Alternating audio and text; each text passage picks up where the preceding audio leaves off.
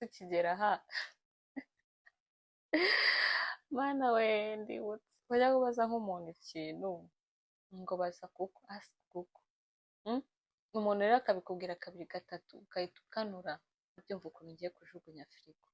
Nifuje amaji muri Canada nifuje amaji muri Canada ndamubura.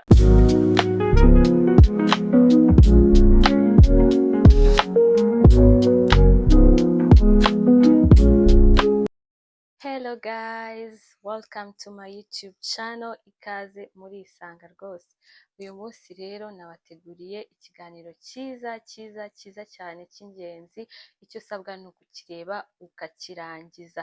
Nateguye rero ibintu by'ibanze ugomba kumenya niba wifuza kuza muri Canada cyangwa se USA, waba uri gushaka visa, waba se utegereje uvuga ati wenda mu minsi iri imbere nza applyinga, cyangwa se wenda no mu bindi minsi izaza ntawamenya. Igihe kiragera ko natwe tuhari, ntabwo twari tubizi ko tuzahagera. Rero nagutegura ibintu byiza by'ingenzi ugomba kuza uzi kandi byazagufasha mu minsi iri imbere, bikagenda neza cyane nta kibazo ugize, ku buryo byazagufasha kubaho ubuzima bwiza wifuza, ukabona amafaranga byoroshye kandi bitakugoye. Njya mvuga ngo iyo nza kuza nzi bino bintu, iyo nza kugira nk'umuntu umbwira bino bintu byari kumfasha, ntabwo byari kungora kandi nkagera ku nzozi zanjye byoroshye nta na kimwe kingoye. Nibyo rero nje kubasangiza kuri aka kanya, kugira ngo wowe utaraza uzaze ubizi, bizagufasha mu buzima bwawe bwa buri munsi kandi ubone amafaranga byoroshye kandi byihuse. Ikintu cya mbere rero nabateguriye ni ukumenya gukoresha GPS. Kumenya gukoresha GPS, Google Map. Abantu benshi turabisuzugura mu bihugu byacu kuko uba wumva nta hantu wayikoresha. Niba uri buve i Gikondo ujya i Remera ubuze inzira, ariko muri bino bihugu Canada ntabwo ariko biba bimeze. Ni hanini cyane, ntabwo wamenya ahantu hose. Bigusaba rero kuba uzi gukoresha GPS kugira ngo usevinge igihe, ugere ahantu ugiye kare byoroshye bitakugoye. Niba ari akazi ugiyemo ukagerereho ku gihe, niba ugiye gusura umuntu uhagere ku gihe, niba ugiye muri appointment uhagere kare, kuko umuzungu ntabwo appointment ukarenzaho n'iminota 5, ntabwo muzumvikana, uzataha ufate indi appointment. Ubaze rero ukera appointment kubera kuyoba, kubera ko ntuzi gukoresha GPS. Twige kuyikoresha ko no mu Rwanda nkeka ko hari ahantu hamwe na hamwe hagiye hafite aderesi. Bishyire muri telefone umenye gukoresha GPS, umenye ubyitoze, kuko nugera inaha ni ikintu cy'ingenzi, ni skills ugomba kumenya mbere y'uko uza hano muri Canada. Icya kabiri nateguye ni ugutwara imodoka. Twige gutwara imodoka. Ibikeho driving license yawe. Niyo utaza muri Canada ukaguma wenda mu Rwanda cyangwa se n'ahandi, driving license ni ingenzi igihe cyose. Ni ingenzi igihe cyose. Aho rero izagufasha pe. Uje kwiga nturabona akazi, ushobora gukora Uber Eats kandi ukabona amafaranga, ukajya ujyanira abantu ibiryo ukabona amafaranga. Urumva biba bigufashije mu gihe utarabona akazi, kandi hari n'igihe ushobora kubigira akazi kawe mu gihe amasomo arangiye, ukaba wakora kandi bikagufasha.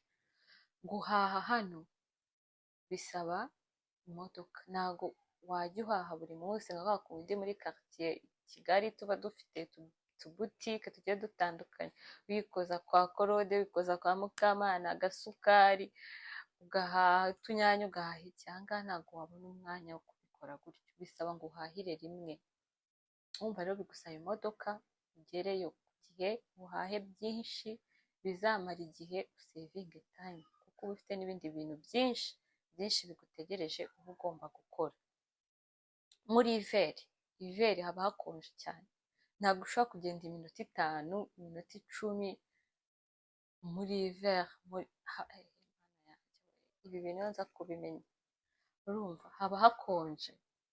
Ubwo nyine niba udafite uburyo bwo gutwara imodoka yawe uratega uba n'andi mafaranga n'andi mafaranga irahenda urumva uba uri no kugasipiya kameme ari gutwara ari ikintu wakagombye kubuza urasitaragoringa tuve mu bipangu iwacu tujye kwiga ntacyo bitwaye ane blanche abana muri kurangiza mureke kuzipfusha ubusa mujye kwiga gutwara imodoka nta kintu bitwaye iyo driving license yawe uyibikeho you never know uyibikeho please nk'ahangaha kujya ku kazi ahantu uri bukoreshe iminota 20 n'imodoka yawe iyo uteze bisi ukoresha isaha n'igice uribaza ibyo bintu isaha n'igice uri mu nzira urumva bituma uva mu rugo kare nka mbere y'isaha n'igice akazi kari butangire wakagombye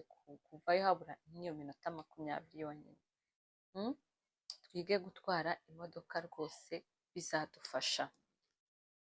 Ikintu cya gatatu nabateguriye twige gusuka si no gusuka gusa ibintu byose bijyanye na salo gusuka gukora inzara kogosha ibyo bintu bizagwa amafaranga hano nkanjye nitanzeho urugero nageze hano muri 2020 hashize icyumweru kimwe mpageze covid itiba bahita bashyiraho lockdown nta mafaranga mfite nje kwiga sindi kwiga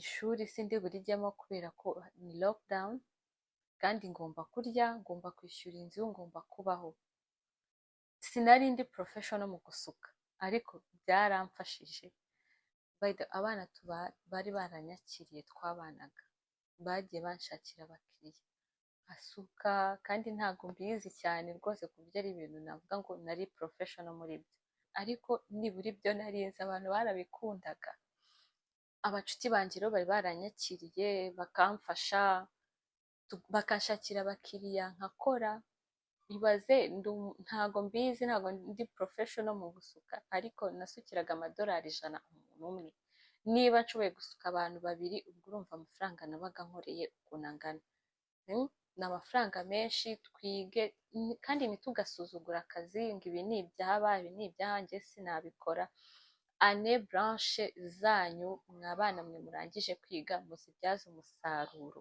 muhaguruke muve mu bipangu iwanyu mushaka utuntu mwiga turafasha ntago nanjye nari nzi ko nzaza Canada ariko iyo nza kumenya umuntu bimbwira nkabyiga nkabishyiramo umwete nkabyiga mbikunze amafaranga nari kubona ntago nari kubona aho nyashyira niba rero wifuza kuza Canada ukaba uri kubigerageza cyangwa se ukaba wicaranye visa yawe haguruka ugende wiga utuntu tw'ingenzi ngiye kukubwira tuzagufasha rwose kugera kure tuzagufasha kubona amafaranga utavunitse rwose ubuzima bugende neza reka twige ibintu byo gusuka uzabona amafaranga bitakugoye kandi nawe ubyikorera ayo mafaranga ari kujya gutanga ahandi uyasevinge nta kibazo ugize na kimwe ufasha abandi umva ushatse wanashinga salo yawe kandi byagenda neza twatuzi dusuzugura twatuzi tuvuga ngo n'utw'amaboko ntitwadukoresha ahangaha iyo dukoresheje nitwo tuguha amafaranga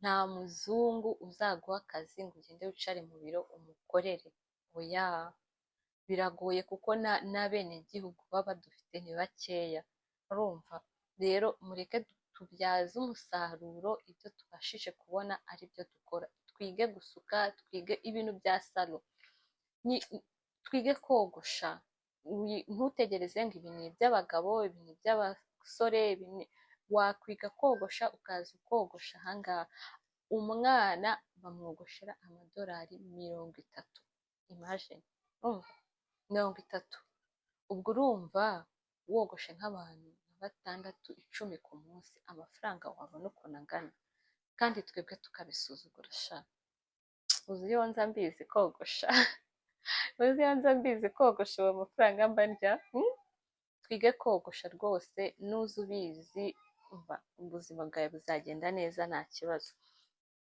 Icya kane rero nabateguriye, icya kane ni ikijyanye na mekanike. Uze uzi gukanika, twige gukanika wenda imodoka, twige gukanika amafirigo, twige gukanika amateleviziyo. Ahangaha iyo ikintu gipfuye turajugunya. Uzi ejo bundi firigo yanjye yarapfuye, noneho ndavuga se wabanza nkamenya ikibazo ifite mbere nibura wenda yo kuyijugunya, kuko numvaga rwose ntabyumva ukuntu ngiye kujugunya firigo. Nifuje amaji muri Canada nifuje amaji muri Canada ndamubura. Urumva aho uhamagaye umuntu uje kugukorera firigo kugira ngo umuhagurutse ahari umuha amadolari $150, urayumva? Hatarimo serivisi ari bugukorere, hatarimo umwanya, kuko hano ni ukwishyura ku masaha, hatarimo umwanya ari butakaze, ni amadolari $150. Ni ukuvuga ngo ashobora kuza akayikora ugasanga ayayikoreye yagura indi nshyashya, cyangwa se aranayikoze yanze kwemera, nyine yanze gukora kandi ukamwishyura.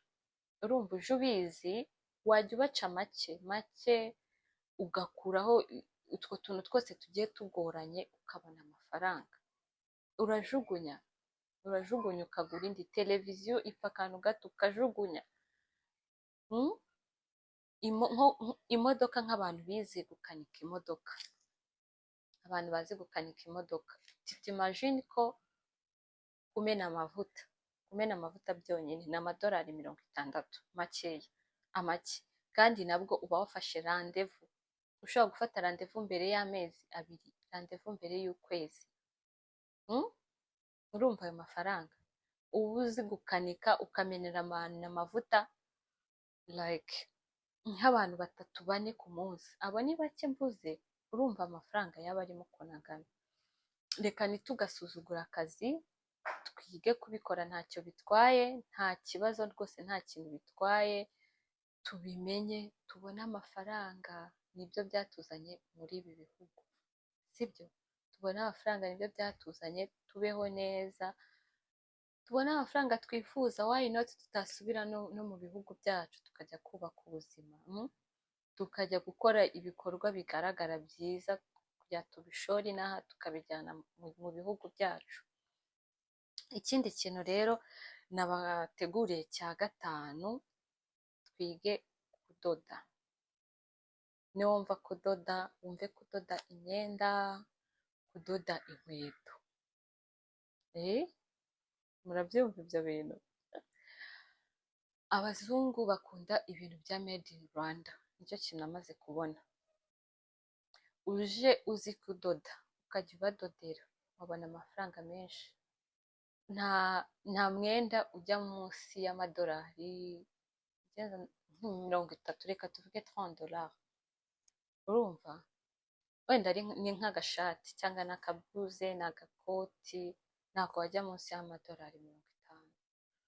Urumva ayo mafaranga uzi kudoda, udodera n'abandi birabura bagenzi bawe bari mu gihugu. Nkatwe rwose tuba twishakira nk'utuntu two kwambara udusitire muri sama, made in Rwanda.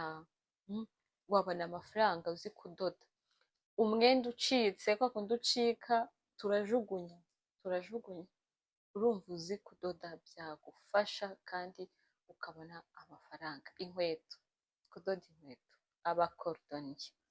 Dusuzugura iwacu mu bihugu byacu, ahangaha rwose warya amafaranga menshi ukibeshaho. Urukweto ruracika ukajugunya, kubera ko nta muntu uba uhari wo kubikora, kuko n'ababa babikora ni bake kandi nabo biba bihenze cyane. Gakweto, hari ukuntu agakweto kagacika rwose kakiri gashyashya, umva wabonye nk'ahantu kadodesha wakadodesha da. Rero urajugunya. Nyavuga ngo if I knew, iyo nza kubimenya mbere rwose ntabwo nari kubura rwose ikintu niga kandi kikamfasha hano byoroshye. hano rwose muri kunyumva mumbabarire mwige bino bintu mubyige kandi mubishyireho umutima. Dushobora kumva ari utuntu dutoya ariko muri bino bihugu ni ukuri turakora kandi turafasha cyane. Ikindi kintu rero nateguye cya gatandatu, twige indimi. Umenye igifaransa, umenye icyongereza, cyangwa se igifaransa njya numva abantu bavuga ngo kiragora, ngo ntabwo wakiga ukuze buriya. Twige icyongereza, twige indimi by the way muri rusange. Ariko uzi kujya kwaka akazi ahantu ushoboye gukora ikintu runaka ariko kwiyexprima kuba wavuga biranze. Muri ibi bihugu rero kuba utavuga wanadeprima, wadeprima pe. Bisaba kuba uzi kuvuga ukiyexprima. Akazi kose wajya gushaka hano bigusaba gukora interview. Baze rero ugiye gushaka nk'akazi kuvuga birakunaniye. Kwiga indimi byakubeshaho rwose, ukavuga. Ushobora gukora muri call center n'ahandi hagiye hatandukanye, hose bisaba gukora interview kandi uba ugomba kuvuga kamwe mu gifaransa cyangwa mu cyongereza, ntabwo uzajya kuvuga mu kinyarwanda. Rero umuntu uri gutegura kuza Canada, uri gutegura kuza USA, iga ururimi. Iga ururimi bizagufasha kubona akazi byihuse. Ukinjira hano muri Canada bidi ziratangira zikibara. Ntabwo uzareka kwishyura inzu ngo nturabona akazi, ntabwo uzareka kurya ngo nturabona akazi. Urumva rero twiga indimi, akazi kose wabona ukahita ukora, nta bintu byinshi rwose. So ikintu cya karindwi rero nateguye hano ni ukuba independent. Nivuga kuba independent, wumve kwikorera ibintu byose nta n'umwe utegereje. Aha ngaha nta muntu uba ufite wo kubaza ngo aragukorera ibi. Ubwo nyine niba udashoboye ikintu baza Google. Tukigera aha mana we ndibutse bajya kubaza nk'umuntu ikintu ngo baza Google, ask Google. Umuntu rero akabikubwira kabiri gatatu ugahita ukanura ukamenya icyo gukora. Rero iga kuba independent, wirinde kudeprima kubera ko wabuze ugukorera ikintu runaka washakaga, sibyo? Wige gukora, wige guteka. Ushobora no kurwara ukabura n'umuntu ukujyana kwa muganga hano. Niyo mpamvu uba ugomba kuba independent, ukamenya ndakora iki ku gihe, ndabyikorera, ninjye ibintu byose bireba. Ukamenya aho uri bubyuke kare, ukamenya igihe, gusevinga igihe nyine, ukamenya ngo ndakora ikintu ku gihe, kuko nikigusiga ibintu byinshi birangirika. Urabyuka, urateka, umara guteka urajya guhaha, nuva guhaha urajya mu kazi, nuva mu kazi urajya kwiga, nuva kwiga. Urumva utwo tuntu twose bisaba ngo ube independent, ukore ibintu byawe neza, utazi gusevinga igihe. Aha ngaha ibintu byose birangirika. Ikindi kintu rero cya munani nateguye, hard working, kuba umukozi, ukamenya gukora. Aha ngaha uje uri umunebwe urasitaragolinga, uza uri umunebwe urasitaragolinga kandi cyane. Bisaba umuntu ushirika ubute, ugakora, ugashaka amafaranga, ukabazaho bikunaniye nyine, ukamenya gukora mu buryo bwose. Kandi ikindi aha ngaha, akazi k'umuzungu aba ashaka kubona speed.